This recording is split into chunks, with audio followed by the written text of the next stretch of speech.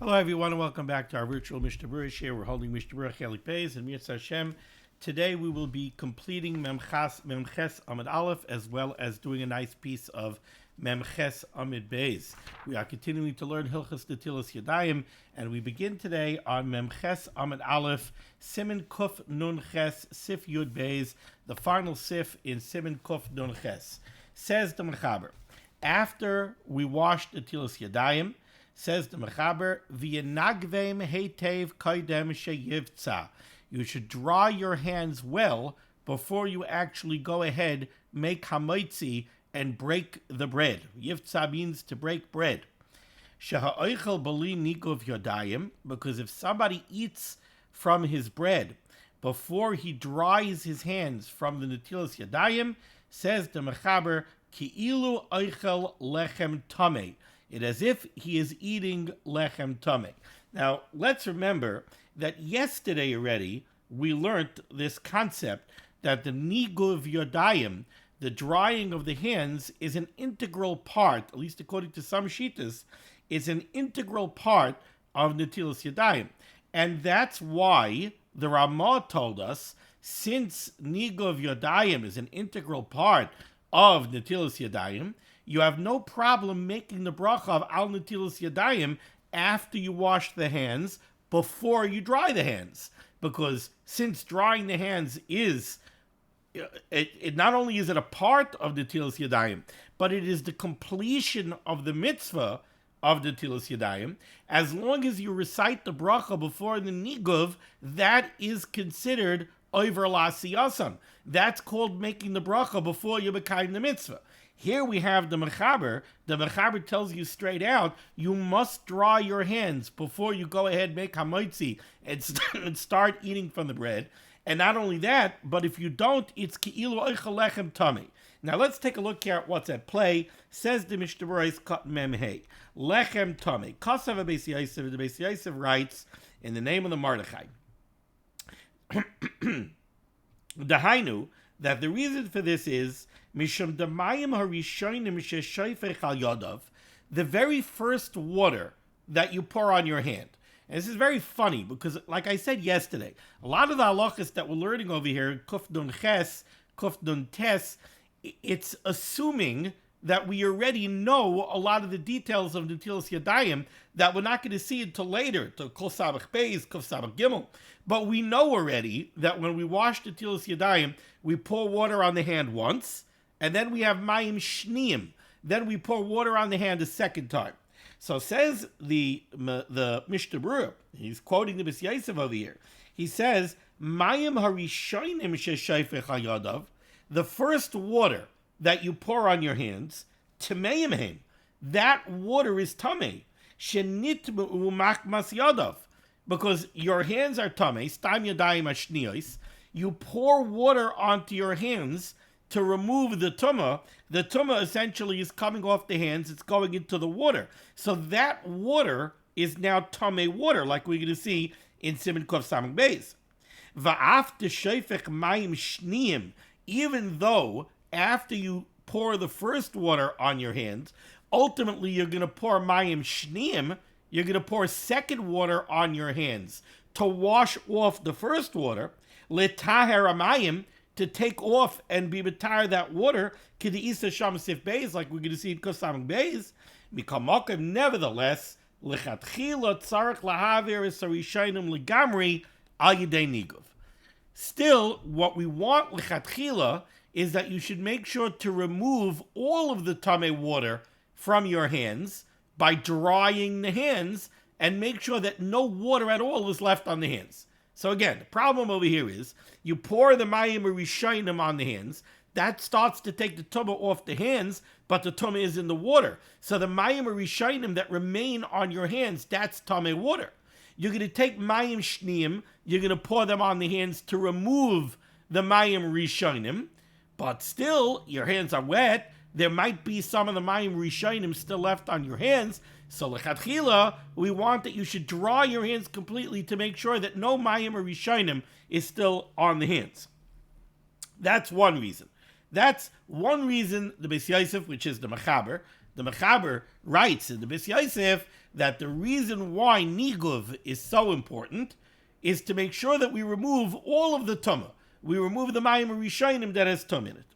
Now the Chavetz Chaim brings down from the Marshal, for Hashal in the Yam Shel Shlomo Kosav, he writes, the ikar hanigov, that the main purpose of the drying, hu mishum nekiyus, is really for cleanliness purposes. Because so long as your hands are wet from the water of the Netilas Yadayim, yesh bei b'shemius. That's not very pleasant. Nobody wants to sit down and eat a tuna-fish sandwich with wet hands. That's not comfortable. You want your hands to be nice and dry when you go pick up your bread and start to eat. So the Marshal says, this is not an inyan of Tumah. It's simply an inyan of Nikius. You don't sit down to eat. You don't pick up bread with wet hands. V'chein mashba b'Rashi soita tavdalin amid beis.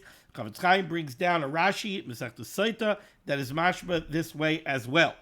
Kosav Magen Avram Hashem Tashbatz. The Magen Avram writes in the name of Tashbatz, Lo Yenagev Yadav B'Chalukai.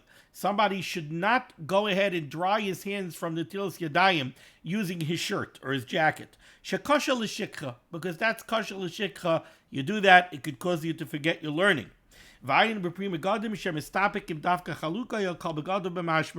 says, take a look at the Pri Begadim, who questions whether or not this is specifically a chaluk, which is usually a shirt, or it could be any. You don't rub your wet hands on your pants either, because that's also kosher l'shikcha. Okay, so we saw over here in Sif Yud Beis the importance of niguv yadayim, and we saw two reasons. We saw the Beis Yosef, now the Mechaber writes over here, because if you don't dry your hands, it's ki'ilu oichel lechem tameh. So from the words of the Mechaber, it sounds very much like this is a question of tum and tahara. So it makes sense that the Mechaber himself in the Beis Yosef on the Torah says that the reason you have to dry your hands is to make sure that you completely remove the mayim rishonim, which still contain tumah.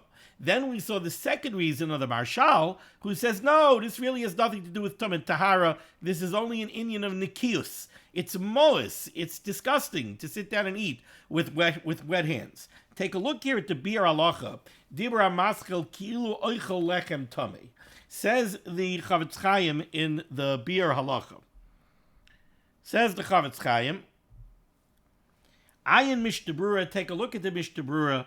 Masha kasavnu b'bishem Marshal. This that I wrote in the name of the Yam Shel Shlomo, that the purpose of the niguv is mishum nikius. Veda, and you should know, the bepirish Rabbeinu Chananel b'soita sham. And if you take a look in the Rabbeinu Chananel on the Gemara in Sait on Daf Dalet, pirish kipshutai, he writes very simply, Dehu mishum toma mamish. The Rabbeinu Chananel says that yes, it's ki'ilu oichel lechem tamei. Now this language of ki'ilu oichel lechem tamei, I believe, I didn't look it up before, I believe it's a direct quote from the Gemara in Saita. That's what I relied on my memory before when I prepared, but now I'm actually saying shir. So let's take a quick look. The Gemara in Saita should be Dalid Amid Beis, right? Dalid Amid Beis.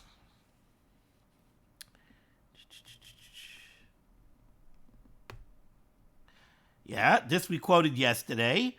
Mishpei de Rabasi, kala oichel lechem below netilas yadayim, kilu bal isha zayna. If you eat without netilas yadayim, it's like having relations with a zayna, because it's a way of hefker, that you don't just sit down and start gobbling food. The Torah gives not just a format. I'm looking for a better word. The Torah gives a seder to our eating. We sit down, we wash, we make brachas, etc., etc.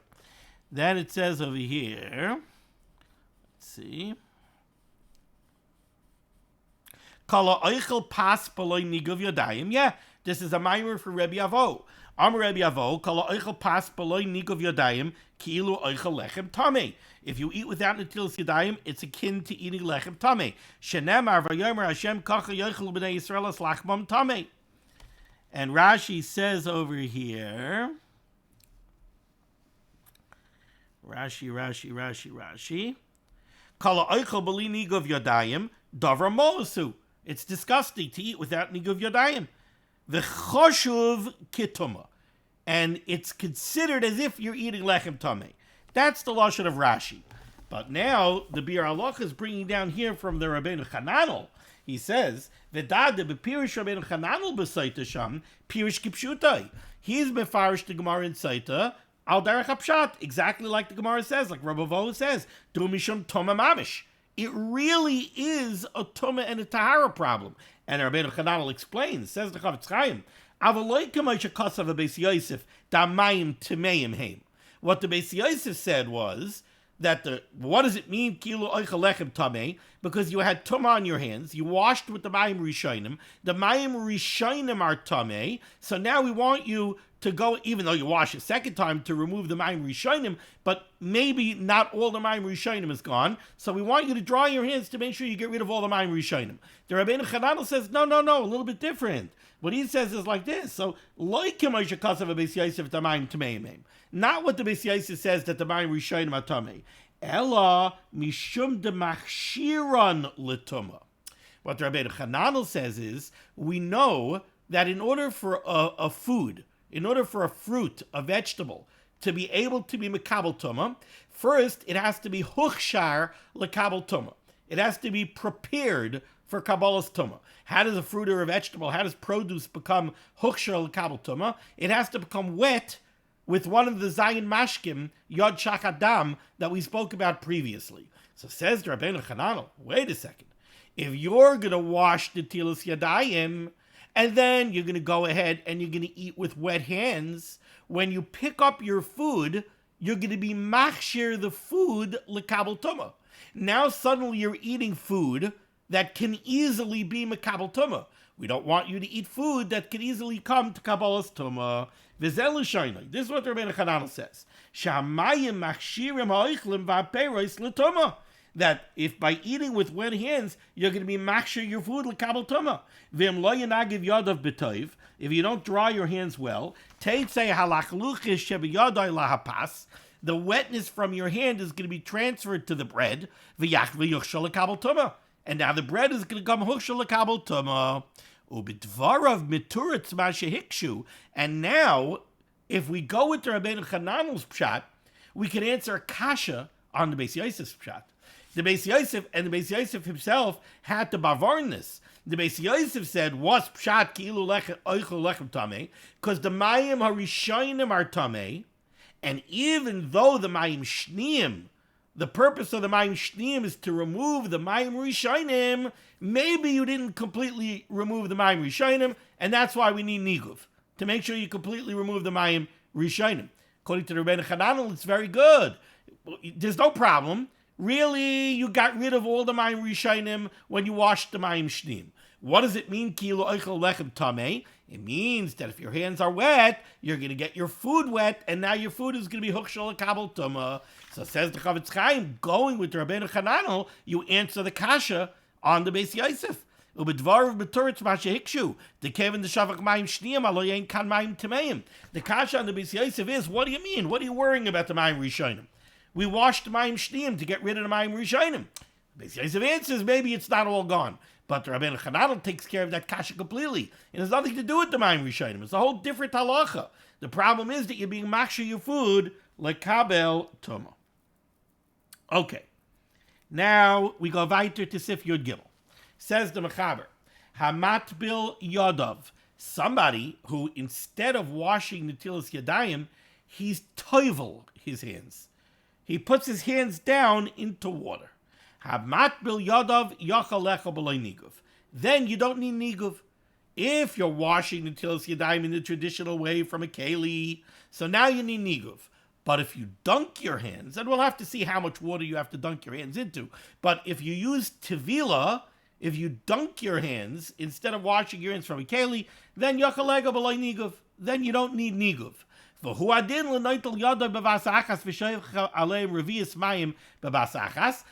halacha is true. If you wash your hands with one pour of water, and you use at least a revius at one shot, so in that scenario, what the Mechaber means is somehow either using your fingertips in a very complicated way, or if somebody else does it for you, you hold out both hands and somebody takes a keli and pours in one shot at least a revius mayim on both of your hands.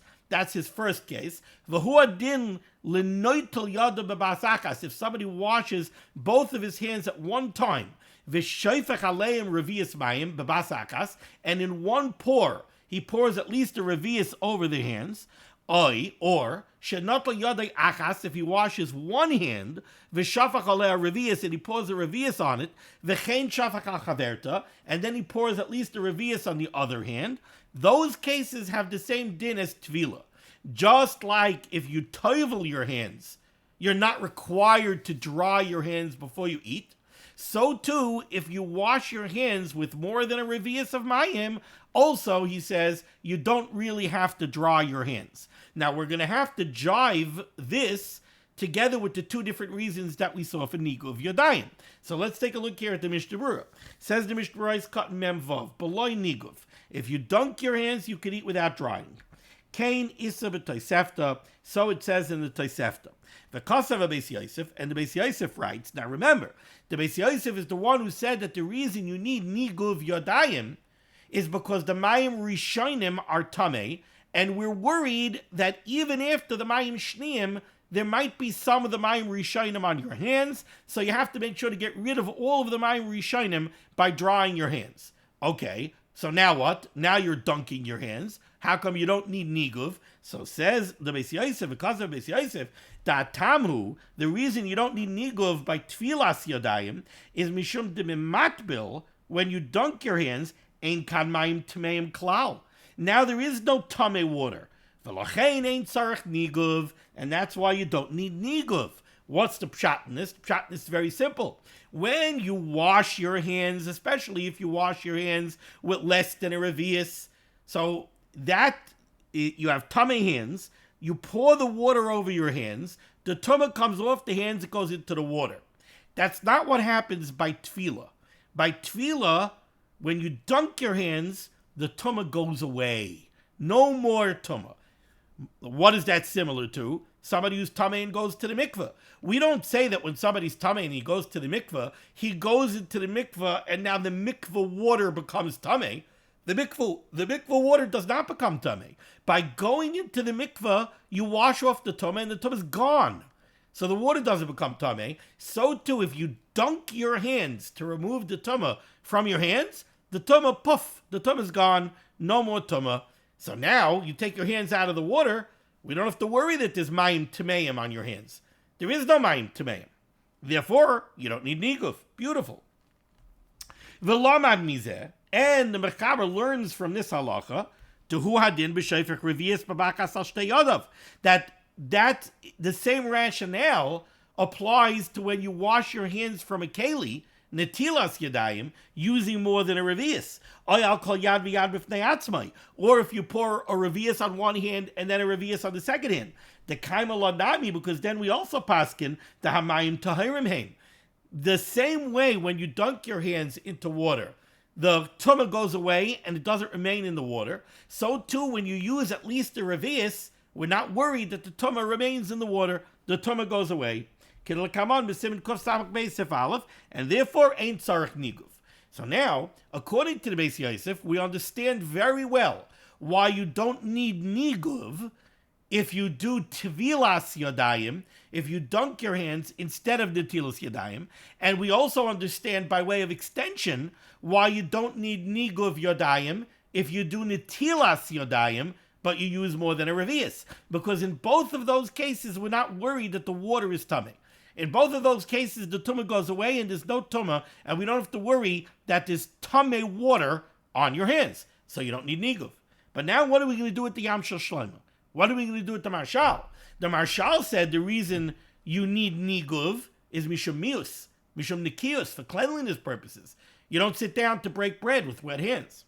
So says the Mishnah Berurah, V'rashal choylek al zeh. The Marshal disagrees with this Mechaber. This Svirale, the Marshal holds, the Ikra Niguv Shetiknu, that the Ikra reason for the takana that you have to dry your hands, humishamius, is because it's unseemly to sit down and eat with wet hands. The Chanal, like we saw above. V'im kain, and if so, Mali Revius Bavas. So how does it change if you wash with more than a revius?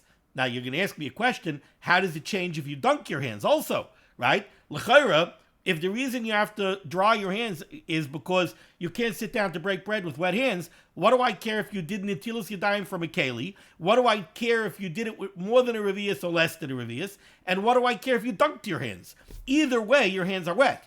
So l'chaira, either way, you have a problem of mius, and you should have to dry your hands. So the Mishnah Berurah explains now why the marshal makes sense in the context of tfilas yadayim.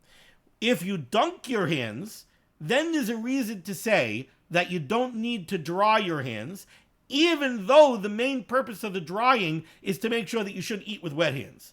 Why? Says Mishnah Berurah like this: V'rak b'matvil ein tzricha niguv.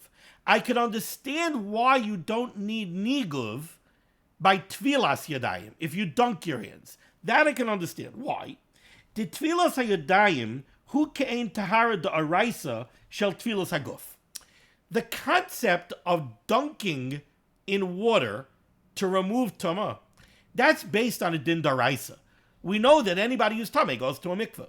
So the daraisa dika method of removing tumah is by dunking. You're tamei, you dunk in a mikveh. Now, there's a tumah derabanan of tumas yadayim. Stam yadayim ashtiyim l'tumah, and only your hands are tamei, but the rest of your body is not tamei. That is distinctly a tumah derabanan.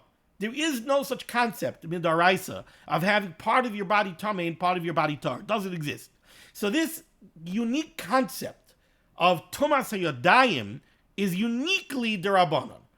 Okay, now we have to remove this tumas derabanan, and we're saying that there are two methods. One method is to wash the Netillas yadayim from a keli. Now that's also distinctly derabanan. We don't have such a concept of taking a keli, pouring it on somebody to remove tumah daraisa. There's no such thing. Tumah daraisa, you got to remove it by dunking in a mikveh. So when it comes to Netillas yadayim, we're dealing with tumah derabanan. We're dealing with a derabanan dika method of removing tumah. So like the Chavetz Chaim is going to say, in that case, you're subject to all of the details of the derabanans. The derabanan were geyser a tumah, the rabbanan were geyser a takana of how to take off the tumah, and they made it with all sorts of details. You need a keli. The keli has to be a certain size. You need mayim rishonim. You need mayim shneim. You need niguv. You need dry. You need all of these details. But now, you want to take your hands and you want to dunk them? If you want to take your hands and dunk them, now you're trying to use a midaraisa method of tumah removal. Dunking is a daraisa method of tumah removal. In that case, the requirements of the Chazal go off. Now we're not going to tell you that you must have niguv. Even though the niguv really has nothing to do with tumah tahara, the niguv really has to do with mius. So yeah, when you're doing derabanans, when you're doing netila, so one of the details that the Chazal put in play when it comes to Netillas yadayim is niguv because of mius. But when you're stepping away from the derabanan and you're going to the deraisa and you're using dunking, over there all bets are off. Over there you don't need niguv either. You're going to sit down and you're going to wash with wet hands. All right, so you're doing something unseemly. Eitz tayva kamashmalon, you shouldn't do it. Really, you should dry your hands. But we're not going to make it a halachic requirement that you have to go ahead and dry your hands. Let's see it inside, in the words of the Mishnah Berurah. Excuse me. Says the Mishnah Berurah, V'rashal chelek al zeh, desfira lei deikra niguv shetiktu b'shemius v'chanal, v'im kein mali revius b'vachas hakazeh loi. V'rak b'matvil, when you go to be toivel your yadayim, ein tzrich niguv. Then I understand you don't need niguv. The tfilas yadayim hu kein tar daraisa shel tfilas haguf. Now you're using a daraisa method of tefillah. V'sham bevadai ein tzarich niguv. We never heard that by daraisa, by going into a mikveh, there's no such halacha that when you dunk in a mikveh, you must dry yourself off with a towel when you come out. Now, certainly it would be most to go put on your clothing when you're all wet, right? Okay, so don't do it. To be a mention, don't do it.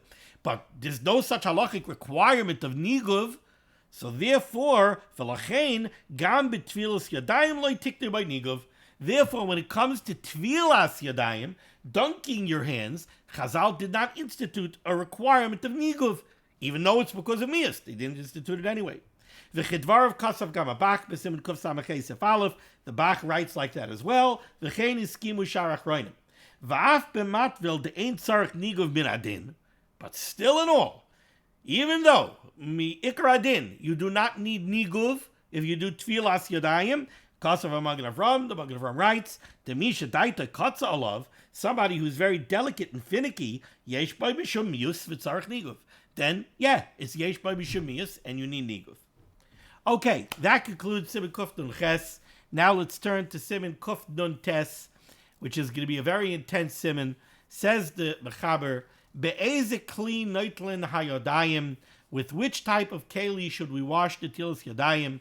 V'ketzad yavayu amayim liyadav, and how precisely should the water come from the keli onto your hands? So this is really, we really start to get into the nitty gritty, into the meat and potatoes of Netilas Yadayim, exactly how Netilas Yadayim is done. Ubay Chav Seifim, and here we have 20 Seifim. Says the Mishnah Berurah Sif Aleph, last line here in the Shulchan Aruch on Mem Ches Amud Aleph. Ein noitlin liyadayim ela b'kli. Netilas Yadayim has to be performed using a keli. You have to pour water from a vessel, from a keli. Says the Mishnah Berurah Cotton Aleph, b'kli, it has to be done with a kli. Why? Why does the Netilas Yadayim have to be done with a keli? So the Mishnah Berurah gives us two reasons. Das bechinu rabbanon al mechatos. We know that whenever the Chazal made a takana, and by the way, this is just a very, very important yesod in Kol HaTorah Kula. And that is, you have to realize, we have Torah Shebiksav and we have Torah Shebal Peh. We just had recently, in one of the most recent parshas in Sefer Dvarim, we had where Moshe Rabbeinu tells Klal Yisrael, Navi mikirbecha kamoini. The Rabbeinu Shalom throughout the Doros is going to make sure that Klal Yisrael has Nevi'im, has Gedolim, that have Das Torah, that Klal Yisrael could be makabel from, and that Klal Yisrael can listen to.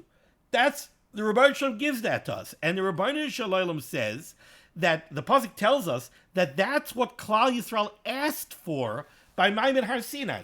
By Ma'amad Har Sinai, when the Klal Yisrael turned to Moshe Rabbeinu and they said, we can't continue to be makabel directly from the Rabbeinu Shalom, Moshe Rabbeinu wasn't happy with that. Moshe Rabbeinu said, what? You have an opportunity to learn directly from Borei Olam and instead you want to learn from a middleman? Moshe Rabbeinu did not hold that to be a good thing.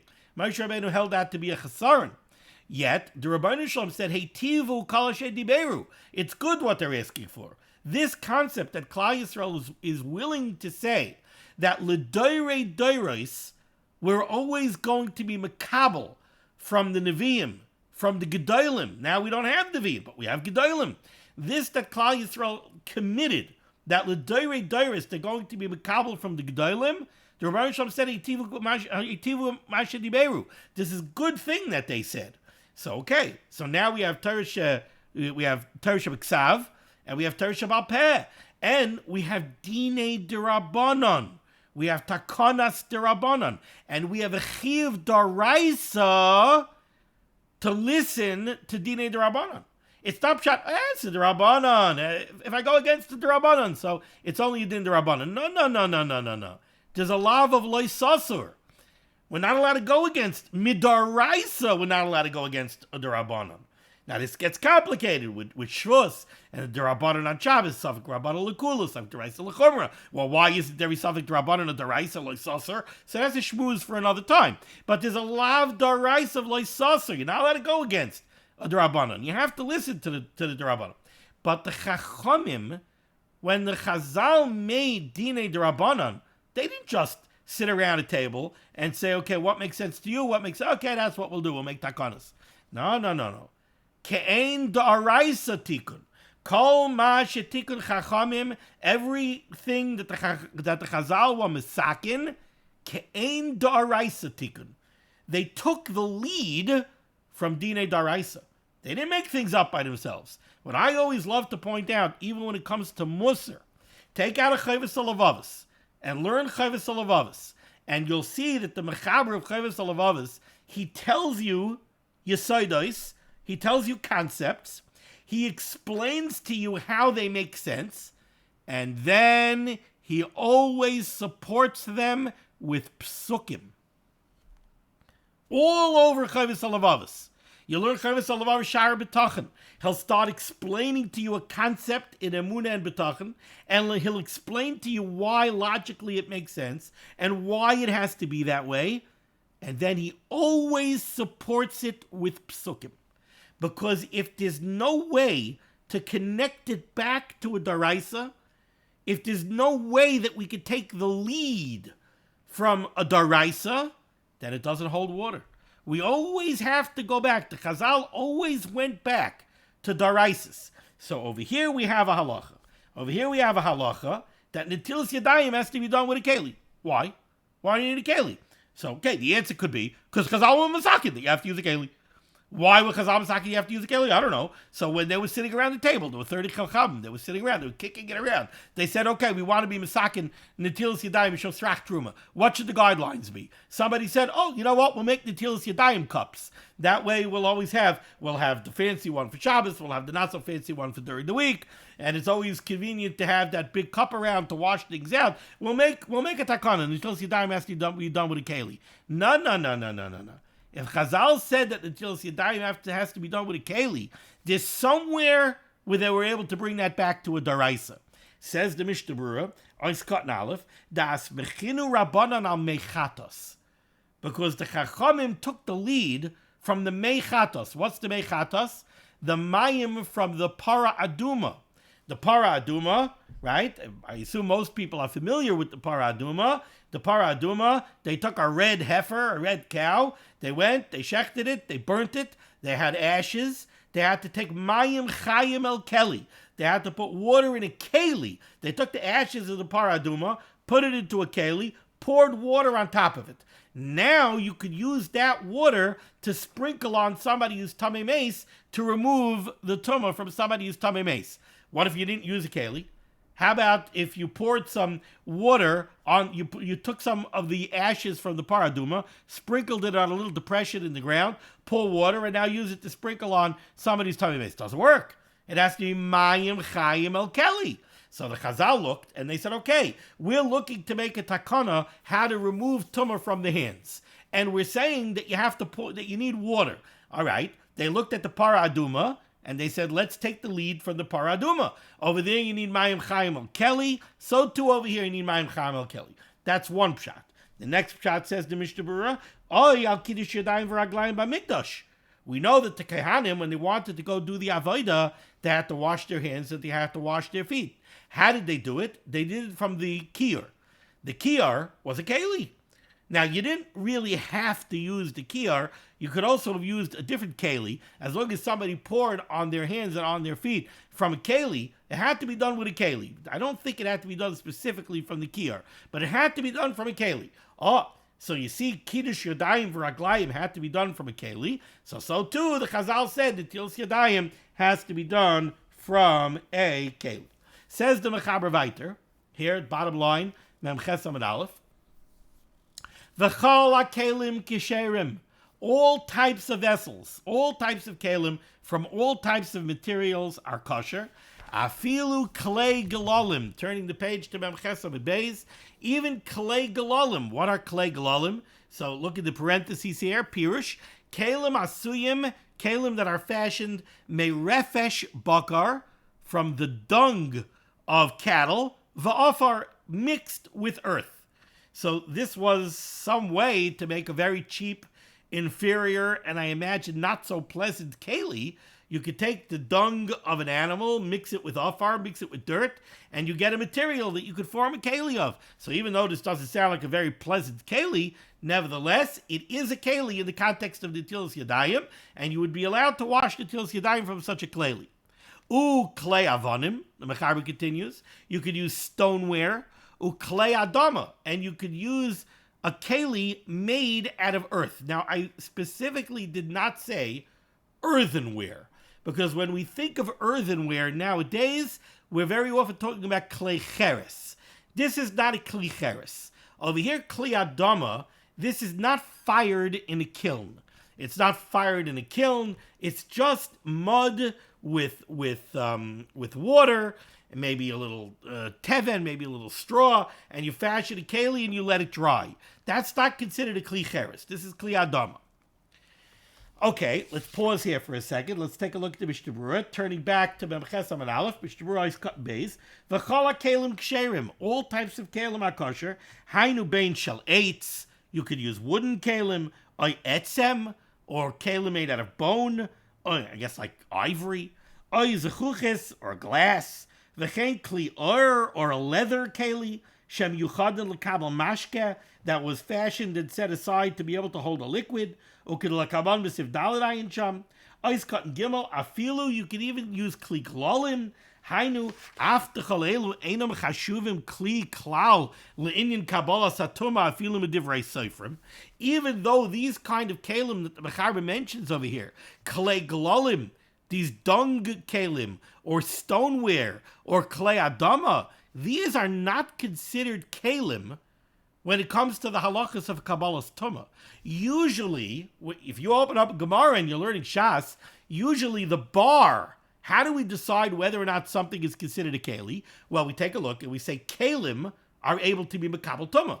So one of the halachas of Tumah and Tahara is this type of keli considered a keli. If it's a keli, so then, if it's a keli in the context of Hilchos Tumah, so then it's a keli. If it's not a keli in the context of Kabbalah's Tumah, so then it's not a keli. Over here, when it tells yadayim, it's not that way. Even though klei glalim, klei avodim, klei adama, these are not kelim in the context of Hilchos Tumah v'Tahara, still in all, they are considered kelim in the context of the halachas of the Netilas Yadayim. So again, like the Mishnah Berurah says, Hainu, after kol elu einam chashuvim kli klal in Kabbalah's Tumah afilu midivrei seifrim, even though these types of kelim are not considered kelim in the context of Hilchos Tumah v'Tahara, even midrabanan, al kol panim kelim heim, they're still considered kelim ukesherim le'inyan Netilas Yadayim. In the context of Hilchos Netilas Yadayim, they are considered kelim. Ois cotton dalid uklei adama, kelim that are made out of earth. Hainu tit, this is mud. She'ein nitzraf bekivshan, that is not combined and fired in a kiln. Rak b'chama, it's dried out in the sun. V'chadoimo, or something similar. Aval kishen nitzraf bekivshan, if you fire it in a kiln, hu klicheres, then it becomes a klicheres kam muskar b'Torah, that's mentioned in the Torah K'dosha in Kabbalah's Tumah. So again, if the chiddush over here is that you could use klei glalim, klei avonim, and klei adama, even though they're not makabel duma, then certainly we're not talking about kli cheres, which is fired in a kiln, because the kli cheres that's fired in a kiln is makabel duma. So what does the Mechaber mean when he says klei adama? Something that's made out of mud and dirt, but it's not fired in a kiln. Now we go weiter in the Shulchan Aruch, top line, end of the line. Vitzarich, and you need sheyehei machzik revius. The keli that you use has a minimum size. It has to be able to hold at least a revius of liquid. Says the Mishnah Berurah is cotton hay, sheyehei machzik. It has to hold a revius. Why? Because if it can't hold a revius, ein shem kli aleha le'inyan netila. Then, in the context of the Netilas Yadayim, it's not considered a keli. A schnapps glazel that holds 1 ounce of liquid, a shot glass, is not considered a keli in the context of Hilchos Netilas Yadayim because it doesn't hold enough water. Incidentally, I should have mentioned yesterday that a revius in contemporary measurements, slightly less than 4 ounces according to the Chavetz Chaim. Probably about 3.8 ounces would be a revius according to the Shita of the Chavetz Chaim. V'ayin biur halacha, and he tells us to take a look here at the biur halacha, ayin sham v'timtza nachas. Ois cotton vav, revius, hu revius halug. This is a quarter of a lug. Sheshiura beitza umechza, which is the amount of liquid that would be displaced by an egg and a half, approximately 3.8 ounces. Okay, so we know that for the Netilas Yadayim we need a keli. We've spoken about what materials the keli could be made out of, and now we said that the keli has to hold a minimum of a revius halug of liquid. Says the Mechaber Viter, second line down. V'im nikev, if the keli gets a hole, if the keli forms a hole, there's a hole in the keli. What size hole? So the Mechaber gives us a very interesting shear, and this is based on a Gemara in Shabbos. V'im nikev, if the keli gets a hole, b'koinis mashke, a hole that is large enough that it would allow liquid to penetrate and come into the keli. Not for water to penetrate the wall or the floor of the keli and go out of the keli. The amount, a hole big enough that liquid would penetrate and come into the keli. Like the Mechaber says now, Tahainu, this is, she'im yasimu oisai al mashkim. If you would take the empty keli and you fill up the sink with water, and let's say the keli has a hole in the bottom, or it has a hole in the side. You take the empty keli, you push it into the sink, into the water. Is water going to penetrate and go into the keli? That's the size hole that we're talking about. Again, dahainu, she'im yasimu oisai al mashkim. If you put the keli on the liquid, and I've seen brought down that this means that you push it, not just that you float it on the keli. You push it into the water. She'im yasimu oisai al mashkim, yikansu b'soichai derech hanekev. If liquid will penetrate and go into the keli through the hole, that's big enough. That's the hole that we're talking about. V'hu, and you should know, says the Mechaber, this size hole is gadol, is bigger minekev shahamashkim sheb'saycha keli yoitzim boy. If we talk about two different holes, if we talk about a hole that's big enough for water to go out of the keli when the keli is full, and we compare that to a hole that we're saying is big enough that if you push the keli into water, water will come in, the second hole is a bigger hole. You need a bigger hole, says the Mechaber, for water to penetrate and come into the keli than for water to leak out of the keli. So says the Mechaber. So again, says the Mechaber, what if the keli has a hole?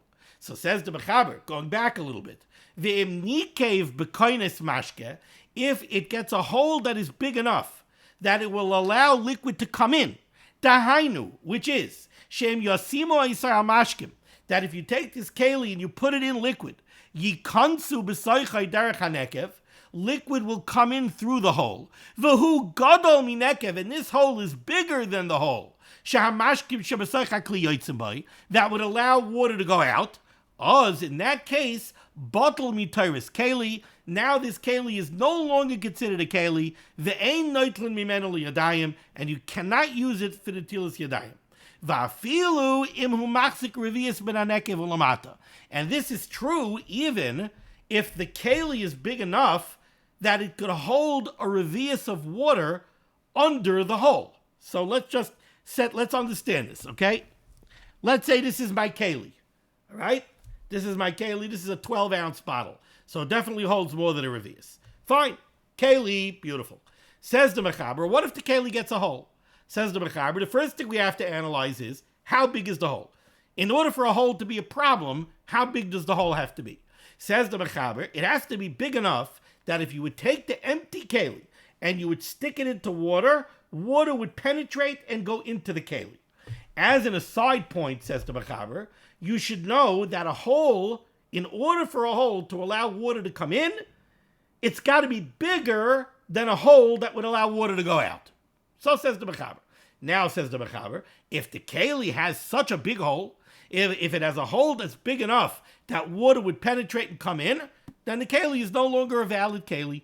Now you can't use this keli for the tilas yadayim. Then the Mechaber leaves us with a chiddush. What does he say? How about if the hole is up here? Now, I told you this is a 12-ounce bottle. So if the hole is up here, it's more than halfway up the height. So from here and down, the keli is capable of holding at least 6 ounces.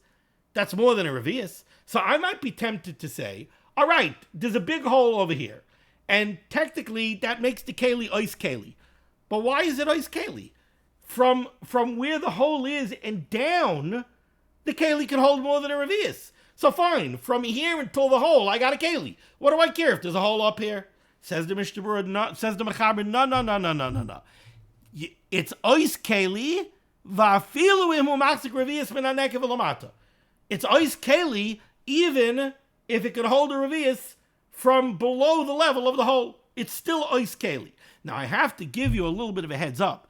In the next sif, the Mechaber is going to say, this chiddush that I just told you, that it's still considered ois keli, even though it can hold the revius for the hole and down, that's only if when you do Netillas yadayim, you're planning on pouring the water out from the top. If you're planning on pouring the water out from the top, so you're using the whole keli.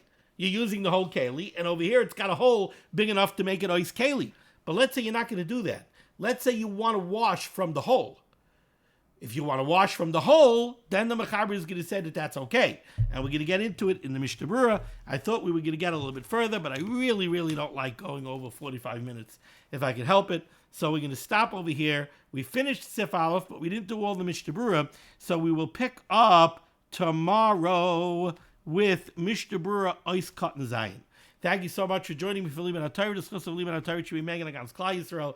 The Rebbeinu Shalom should send Yeshua Sefurus Parnas and Shidduchim to all those in need, and we should be zoichet to see the BS God Tzedek B'meherav Yameinu. Amen. Be well.